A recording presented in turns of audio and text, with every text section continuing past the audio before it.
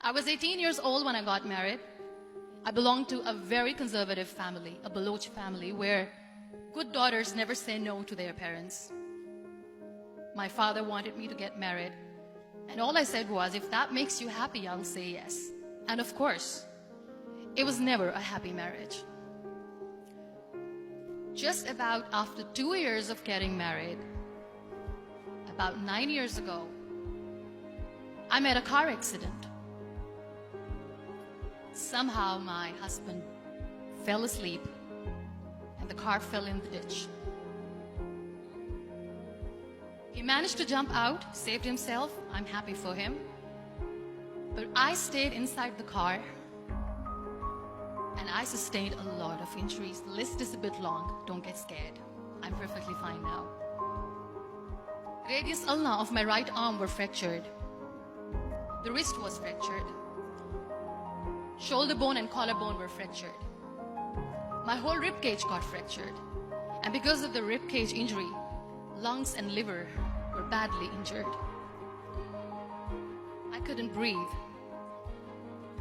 I lost urine and bowel control. That's why I have to wear the bag wherever I go. But that injury that changed me and my life completely as a person and my perception towards living my life was the spine injury. I was in the middle of nowhere in that toppled car. Many people came to rescue. They gave me CPR. They dragged me out of the car. And while they were dragging me out, I got the complete transection of my spinal cord. Those 2.5 months in the hospital were dreadful. I will not make up stories just to inspire you. I was at the verge of despair. One day, doctor came to me and he said, well, I heard that you wanted to be an artist, but you ended up being a housewife. I have a bad news for you. You won't be able to paint again because your wrist and your arm are so deformed, you won't be able to hold a pen again. And I stayed quiet. Next day, doctor came to me and said, your spine injury is so bad, you won't be able to walk again. I took a deep breath and I said, it's all right. The next day, doctor came to me and said, because of your spine injury and the fixation that you have in your back, you won't be able to give birth to a child again. That day, I was devastated. I still remember, I asked my mother, why me? And that is where I started to question my existence. Why am I even alive? What's the point of living? I cannot walk, I cannot paint, fine. I cannot be a mother. And we have this thing in our heads, being women, that we are incomplete without having children. I am going to be an incomplete woman for the rest of my life. What's the point? One day I asked my brothers, I know I have a deformed hand, but I'm tired of looking at these white walls in the hospital and wearing these white scrubs. I'm getting tired of this. I want to add more colors to my life. I want to do something. Bring me some colors. Bring me some small canvas. I want to paint. So the very first painting I made was on my deathbed.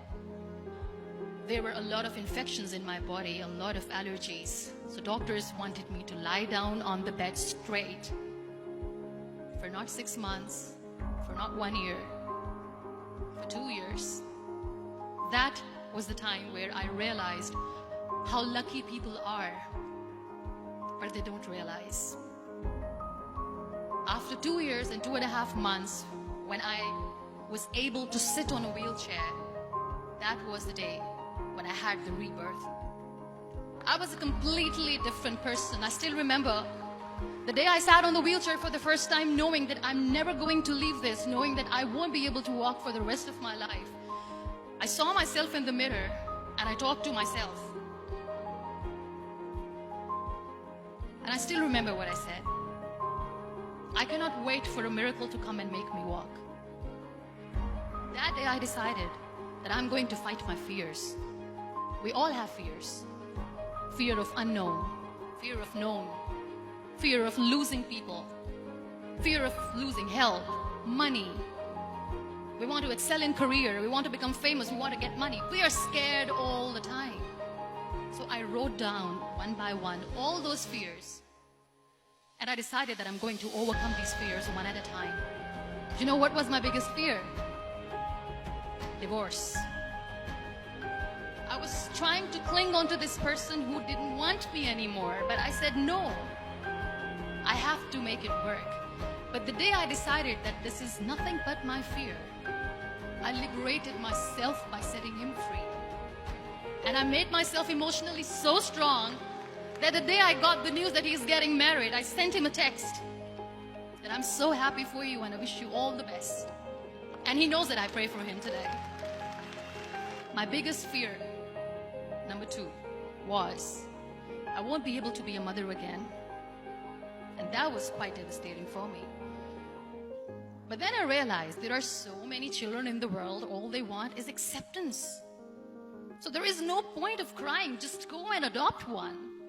And that's what I did. I gave my name in different organizations, different orphanages.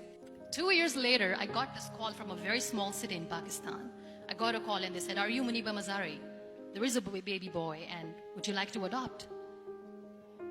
And when I say yes, I could literally feel the labor pain. I said, yes, I am going to adopt him. I am coming to take him home. And that day, I was 2 days old, and today he's 6. So I decided that instead of starting an NGO for disability awareness, which I know will not help anyone, I started to appear more in public. I started to paint. I always wanted to. I have done a lot of modeling campaigns, different campaigns for brands like Tony and Guy.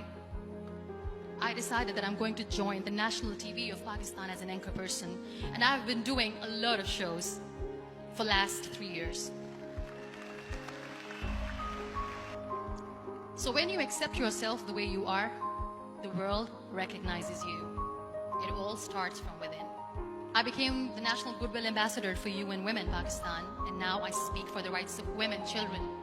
We talk about inclusion, diversity, gender equality, which is a must. I was featured in BBC 100 Women for 2015. I'm one of the Forbes 30 under 30 for 2016. We always expect ease from life.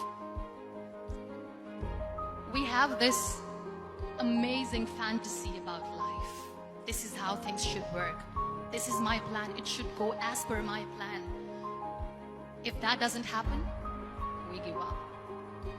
So my dear friends, let me tell you one thing. I never wanted to be on the wheelchair. Never thought of being on the wheelchair. I was always aspiring to do bigger things, but had no idea that for that I have to pay the price to be where I am today. This life is a test and a trial. Are never supposed to be easy. So when you are expecting ease from life, and life gives you lemons, then you make the lemonade, and then do not blame life for that, because you were expecting ease from a trial. Trials make you a stronger, better person. Life is a trial. It is okay to be scared. It is okay to cry. Everything is okay, but giving up should not be an option. They always say that failure is not an option. Failure should be an option, because when you fail, you get up, and then you fail, and then you get up, and that keeps you going. Nothing is perfect in this world. We all are perfectly imperfect, and that is perfectly all right. That's all right. Live your life fully. Accept yourself the way you are. Be kind to yourself. Be kind to yourself. I'll repeat, be kind to yourself, and only then you can be kind to others. Love yourself and spread that love. Never give up. The real happiness doesn't lie in money or success or fame. I have this all, I never wanted this. Real happiness lies in gratitude. So be grateful, be alive, and live every moment. Thank you so much, everyone. Thank you.